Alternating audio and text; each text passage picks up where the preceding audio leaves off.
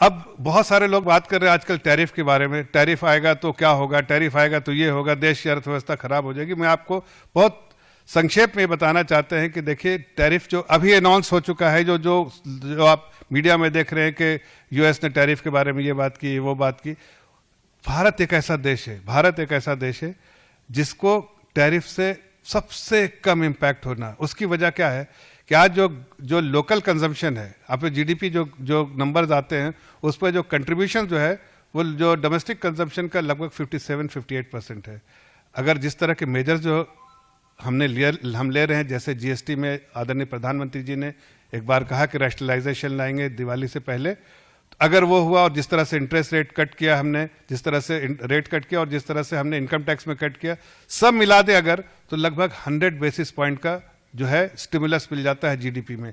उससे समझ में आता है कि चाहे कोई भी इम्पैक्ट हो, हमारी अर्थव्यवस्था में जो जिस रफ्तार से चल रही है उसमें कमी नहीं आने वाली है, बल्कि और तेजी से आएगी। इसीलिए रेटिंग एजेंसी ने जब देखा कि भारत में वो एक ऐसी पॉजिटिव चीज है कि भारत में 20% दुनिया की पॉपुलेशन रहती है, लोकल कंजम्पशन है, और ये एक्सपोर्ट ड्रिवन इकोनॉमी नहीं, इवन दो एक्सपोर्ट में बहुत अच्छा हम कर रहे हैं, बट एक्सपोर्ट ड्रिवन इकोनॉमी नहीं है, लोकल कंजम्पशन अच्छा है। इसलिए लोकल कंजम्पशन के बेसिस पे भारत इस तकलीफ को भी कंफर्टेबली झेल जाएगा।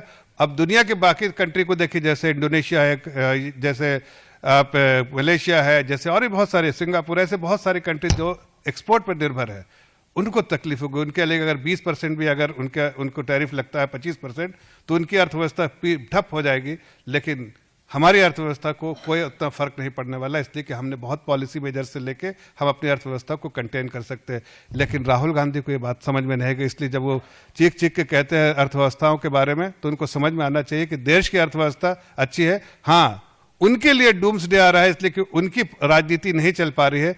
90 बार हारे हैं बिहार में, 91 बार हारने के बाद उनके लिए पॉलिटिक्स जो डूम्सडे लेकर आएगी, ये बहुत साफ संकेत दे रहे हैं। कुछ चीजें जो है